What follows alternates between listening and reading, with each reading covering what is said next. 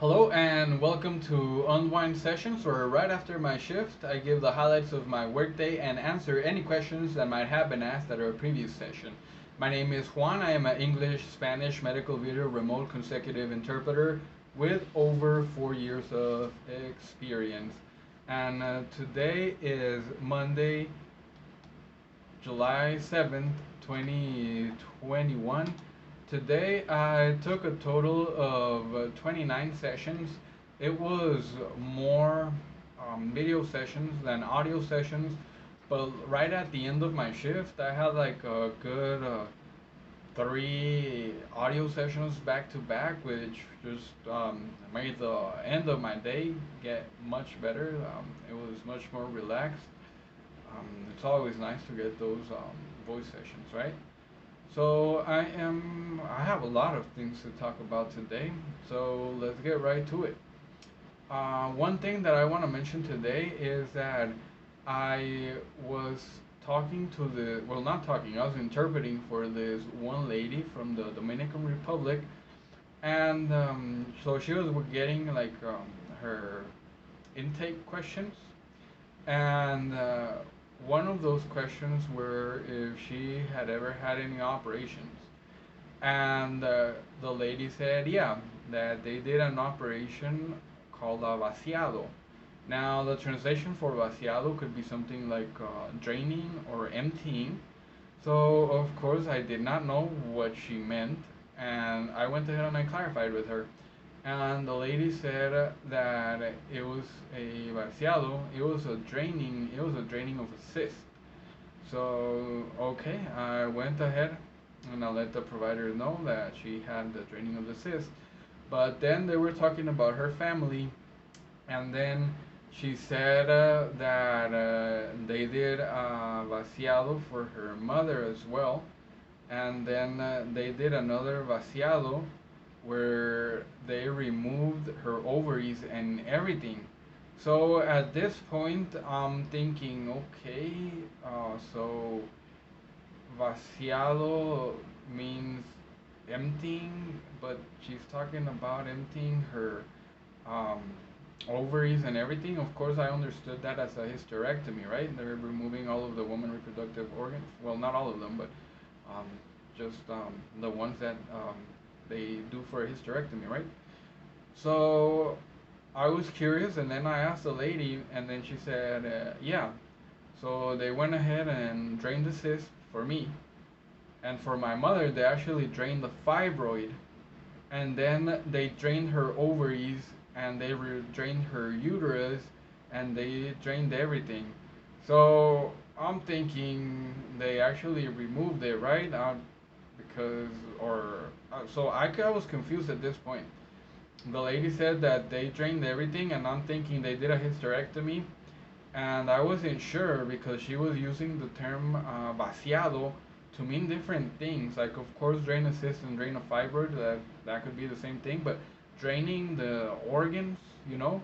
So then I went ahead and I pried a little more, and I asked her if she actually had cysts, like in all of these organs that were actually removed, or the actual organs were taken out, you know. And the lady said that the organs were also taken out, and she called it a vaciado. She said that she didn't know the name of the operation, but she knew that that was also called a vaciado. So I was confused right there, and then she told me that it was probably because she was from the Dominican Republic that they called it like that, and that's why I wasn't understanding her. And I thought to myself, well, yeah, of course, that makes sense. So if we have any viewers here from the Dominican Republic that can just go ahead and clarify if that's true or what was going on there. If vaciado could also be used for a hysterectomy as well as draining a cyst or a fibroid. I'm pretty sure it makes sense for to drain a cyst or a fibroid, but it doesn't make sense to me to actually call like a draining or an emptying. Well, I guess they're draining or they're emptying the body of the reproductive organs, right? But I don't know if someone from the Dominican Republic can clarify, or if you have anyone that you know from the Dominican Republic that can unravel this mystery for me, I would be really thankful, because I went ahead and I just said drain cyst, drain ovary, and I said the removal of the organs. Like she's told me, I never used the word vaciado at all. Well, yeah, draining is vaciado, right? So yeah, and I'm still confused about that. So if anyone can help me, I will be greatly thankful for that. And another thing is a term that I learned today, and the term was diamond black fan anemia. Now, it was actually the lady in Spanish that said this, and she said it in English. So what I actually did is I went ahead and I told the provider, before I give you the lady's rendition, she said something that sounded like this. Do you want me to clarify, or do you know what it is? And then the doctor said, oh no, that's diamond black fan anemia. I know exactly what that is, and that's a very rare disease. I wouldn't expect for you to know it. So yeah, of course I didn't know it, and it is very rare. Let me give you the definition from medlineplus.gov, gov, G-O-V, gov, gov, I don't know. Diamond black fan anemia is a disorder that primarily affects the bone marrow. People with this condition often also have physical abnormalities affecting various parts of the body. So this is a pretty bad thing. And it was a child that had this. I was not able to see the child or anything. It was just the mother and the doctor on the screen. And if you're wondering what the Spanish translation to diamond black fan anemia is, it's just the same. Anemia diamond black fan. So it's just the same thing, just with Spanish um, um, pronunciation and anemia at the beginning. So yeah, I mean that's just a perfect example of how doctors do not expect you to know every single term, especially if it's one very rare term like this one, diamond black fan anemia. But it's always low if you can surprise them, and when you actually say something like that, like you probably, like of course if I have it in another session, I will know what it is. You bet that I'm gonna remember because it's so simple, right? So you can actually surprise some providers, but I don't know if I'll ever see that term again. So yeah, just so you don't get worried if you don't know a term of something, you can always ask, and of course the providers are not expecting for you to know every single term and every single word. So moving on, another thing that happened today is that this lady with a very, very thick Alabama accent, Alabama, um, and she just started questions. She was doing like a questionnaire, and then all of a sudden she said something I don't remember, but I know that it sounded like Payoneer. So as soon as I said, as soon as I couldn't understand the whole sentence. All I understood was Payoneer. So as soon as she said Payoneer, I was like, Payoneer, that can't be right. And then I went ahead and asked her again, and then she said, do you want to get HIV and STD testing? We do that every 5 to 10 years, blah, blah, blah. I don't remember what else. But yeah, as soon as she said 5 to 10 years, I said, oh, that's Payoneer. So yeah, and that was the only thing that I did not understand from that lady. But yeah, I mean, that was tough, the Alabama accent. And moving on to the second thing that I learned today. And this is not a new term that I learned today, but I did learn the abbreviation. I did not know that they abbreviated it like that. And the term is Diabetic Ketoacidosis. And the abbreviation for that is DKA. I did not know that. And I had to ask the provider, and then of course I already knew the translation. But I made a mistake. When I actually translated it into Spanish or interpreted it into Spanish, I did not say the correct translation, which the correct translation is cetacidosis diabetica. But what I actually said was ketoacidosis diabetica. So that is not correct in Spanish. It's not a K, it's actually a C, and cetacidosis. And I know exactly why I made this mistake, because you know the keto diet, that's very popular. And here in Mexico, they call it the keto diet, which it should be translated correctly. It should be the ceto diet, right? Because uh, ketogenetic or ketogenesis, something like that. Cetogenética, cetogenesis. So, but everybody that I know calls it the keto diet. So as soon as I heard that, even though I knew that it was not like that, my mind just automatically interpreted it like that. And that only happened once because, of course, I caught it and I said, oh my God, I can't believe I said that. And of course, after that, I just kept on saying ketoacidosis. Now, if you don't know what diabetic ketoacidosis is, let me go ahead and define it for you. According to medlineplus.gov, it's diabetic ketoacidosis is a life-threatening problem that affects people with diabetes. It occurs when the body starts breaking down fat at a rate that is much too fast. The liver processes the fat into a fuel called ketones, which causes the blood to become acidic. So this is a very serious condition that a man had, and he had to get treated for it right away. And moving on to the next thing, it was a new term. Lots of new terms today. Well, actually, just these three, and the other one was just an abbreviation, right? So the term was molluscum, and I went ahead and I asked the provider if um, I was not familiar with this term, and she was nice enough to actually go ahead and spell it for me. So she said molluscum, and the scientific term for this is Molluscum contagiosum. So that sounds like a Harry Potter enchantment, right? Molluscum contagiosum, something like that. I don't know. But anyways, I'm gonna give you the definition for that on the MayoClinic.org. And I actually went ahead and I couldn't see the kid. He was a child as well. And I looked it up on Google and it looks bad. I don't know how bad it was on the child, but he had had it for like about a year. So I don't know how bad it was.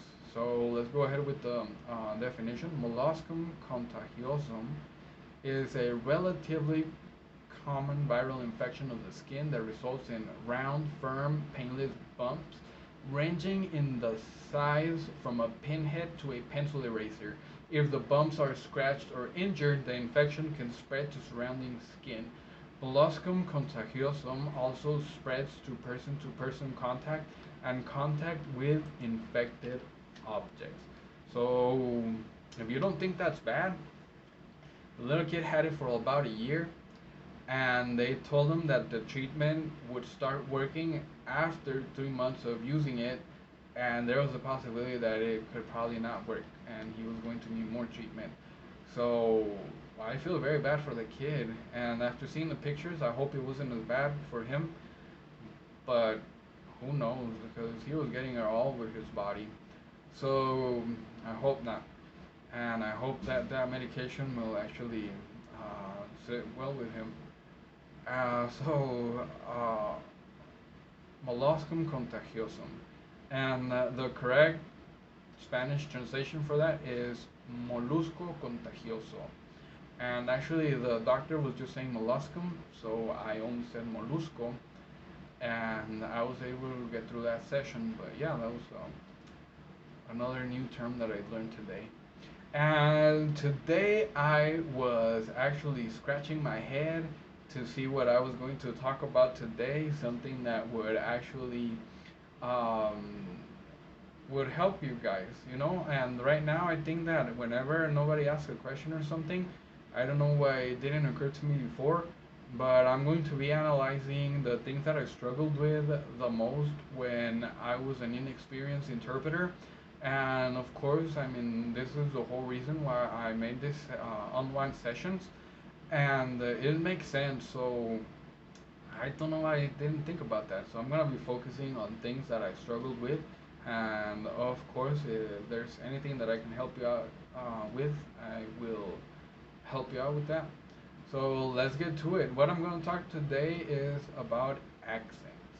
Now, of course, if you are learning a second language, now you are most likely going to have an accent, like myself, right? I have a Mexican accent. I learned English when I was 9 years old, and I still trip up on some words. Like, for example, today when I was saying medline.gov, gov, gov, I don't know, and my brain for some reason doesn't know how to say it right now.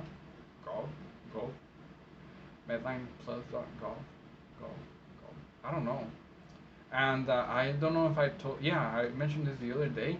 Um, in this new job, in my intro, I have to say the word interpreter. And now I can say it easily, but I used to struggle with that. So, if, of course, when you are working with people that English is not their native tongue, they are going to have an accent from whatever native language they speak, right? Just like myself, like I mentioned right now. And I read somewhere that it is less likely for a child to form an accent from a native language if he has learned a second language before the age of 6. So, unfortunately for me, I learned it when I was 9 years old.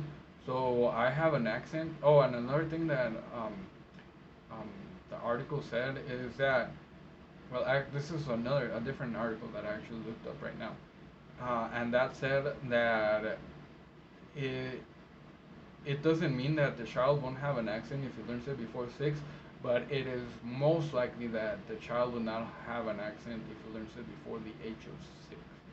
So yeah, learn it at the age of 9, and if you learn it after puberty, the chances of an accent are very, very, very, very high. That is not to say that there are people that don't develop an accent and you would actually believe that they are natives.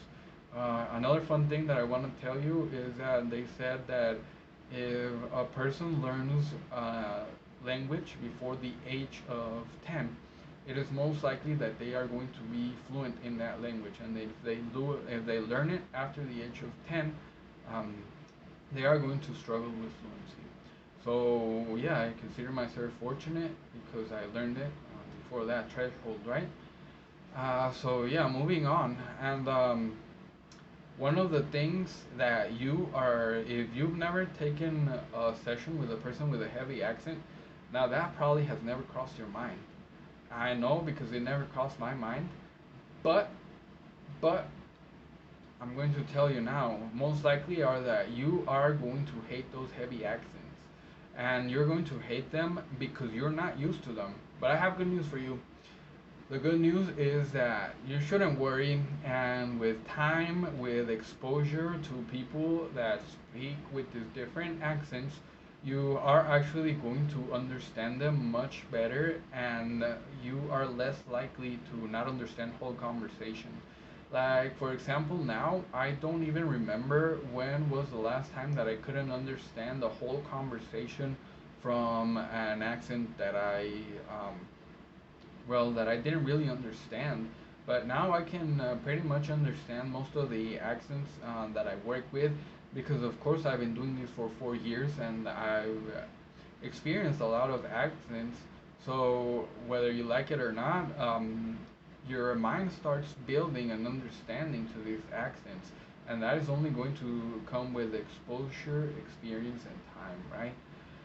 So, now having said that, there are some nightmare accents for me, and I'm going to tell you about the worst accent that I would really really struggle with, and believe it or not, it was somebody from Scotland Yard.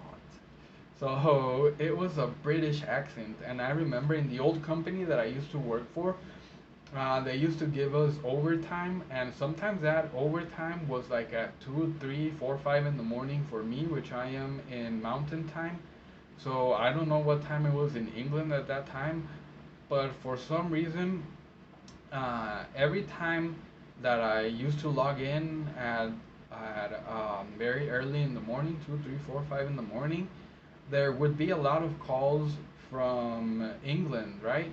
And of course, we speak English and they speak English, but oh man, their English is very, very different from ours. And sometimes I didn't struggle, but there were other times when this person was like heavy, full British accent and idioms and everything. And all of a sudden, I'm like, this person just said a whole thing, and he was talking like I couldn't like um, the strategy of visualization does not work because you're not understanding the message, you know, like they're telling you something and you're understanding something else because they use like different words and they use words that are like really common to them, but I had never heard before. So you got me there struggling, looking up words and everything, and I have like 10 tabs open just to understand this person, and asking so many repetitions, and it was bad, man. um, I was this close from crying whenever I had those very bad, well, not bad sessions to me, right? Because I didn't understand the British accent. So, fortunately, I no longer struggle with a British accent, not because I've been exposed a lot to it, but because in this job, I no longer take calls from England. So that's not something that I worry about anymore, and I don't even remember when was the last time that I took a call with a British accent. So I'm not exposed to it, and believe me, if I ever have to talk to another British person that actually has like a very thick accent and all of their idioms and everything, you can forget it. I'm gonna cry during that session. Another thing that I struggle with, and this has not happened a lot, is people from Spain. Even though I speak Spanish as well, it's the same thing that happened with the English people. They have very different accents and they have very different words that they use commonly that here in Mexico we don't really use. So yeah, it was very hard to understand them as well. Another bad accent is call centers from India or the Philippines. And this was just at the beginning. Right now, I can understand them. I'm pretty good, and I don't really struggle with those accents. Of course, I can't. Maybe it's been like 2 years that I haven't taken any call centers from India or the Philippines. I've been pretty lucky in that sense. But I remember in the beginning, I had what I think was an Indian gentleman, or I honestly don't know. I believe it was Indian, and I couldn't understand them. I really could not understand them, and he got so frustrated that he just hung up on me, and I felt very, very bad on that session. So another thing is doctors. Sometimes doctors have some very heavy accents from places that I couldn't even guess where they're from. I'm guessing some of them are from Europe. Some African accents are hard, some Asian accents, and I mean Mandarin, Chinese. I don't even know. I don't know Japanese. I'm not sure. I'm pretty sure, yeah, but Vietnamese, the Philippines, all of those accents used to be pretty, pretty bad, and I used to struggle with them in the beginning. And one thing that I've noticed a lot is that, don't hold me to this, and of course there's always an exception, but most of the time, believe me, if the person has a bad accent, like a very heavy accent that you're not going to be able to understand or you're going to struggle with, they always have a like a very bad, very rude attitude. I don't know why this is, but I have noticed that like the worse the accent, the worse the attitude. And this is the doctors that just scream at you and you don't understand something and you ask them to repeat it and they will actually repeat it back to you screaming. So yeah, be on the lookout for them. Um, but having said all of that, it's always normal not to understand accents, right? Because you have not been exposed to them. So of course, I mean, don't feel bad because you don't understand them, and with time you will understand them. So here you are. You don't understand accents. Now, what to do, right? How do I get better? How do I get over this? Now, um, honestly, this is not something that I did because it never crossed my mind. But this is something that I would suggest to you, since I already have the experience, and I know that continuous exposure to all of these accents has made me very good. I wouldn't say I understand people 100%, but maybe 90%, 85%, which is pretty good. Only asking few minor repetitions, maybe just a word or just little stuff like that. So exposure, definitely get as much exposure as you can. And where are you going to get exposure? Um, one um, one major source of accents, I would say, is YouTube. And of course, there's a lack of Indian videos out there, right? People from India with their accents, right? So that's going to be very easy to find. I would say the accents that I hear the most are Indian accent and Asian accent. As far as what country in Asia it is, beats me. But if I had to guess, I would say it's more like Mandarin and Philippines, I would say. I'm not sure though, don't hold me to that. And another one is European countries, which that definitely, I'm not even going to try to guess where they're from, but they just sound European to me. And the African accents, I get African accents, but I don't think that they're that common. I would say that European, Indian, and Asian are the most common, and of course I've already explained what I meant by Asian. So just go ahead and get used to those accents. Get as much exposure as you can with those accents. That way, you can get used to them, and the next time you actually talk to a person with that accent, you're going to understand them. Because one thing that I thought before is like when a person has a really bad accent, then it's very hard to understand them. Oh, before I do, I remember one time they put me as an interpreter and the person spoke perfect English, the LEP, but then he told me, oh, it's just that I speak English and I can understand English, but I cannot understand her English. So yeah, accents are gonna get the best from everyone, and they put me there to actually understand this lady with a very bad accent. Right? Well, not a very bad accent, a very heavy accent. But at the end, I was able to get through the session, and everything was well. So I would say go ahead and watch as many YouTubes as you can, You see, it's an accent right there, as you can. Uh, or I don't know if that's an accent. That's just a mispronunciation because English is not my native tongue, and it happens more than, well, it doesn't really happen that much, but you've seen it in my video. So anyways, just go out there and learn, get exposed to all of these accents, as many as you can. That way you can be an accent expert and you won't have to struggle through this session. That is going to be my recommendation for you. But what happens if you're there and you don't understand the accent? What to do there? Number one is don't lose your cool. You gotta be patient, and you gotta be ready, and you gotta be alert, right? Number two, ask for a repetition. Ask for as many repetitions as you need, and ask for it to be said slower. Sometimes that really helps a lot. And just do your best. Just do your best. Just be there listening and engaged in the conversation. And remember that this is just a one session. Once you get through this session, that accent is over, and you probably are not going to see it for many days, right? And the rest of the sessions for that day are going to be a cakewalk, so that's always something nice to look forward to after a nice session. And never mention the accent, right? Blame the connection, blame anything you want but the accent.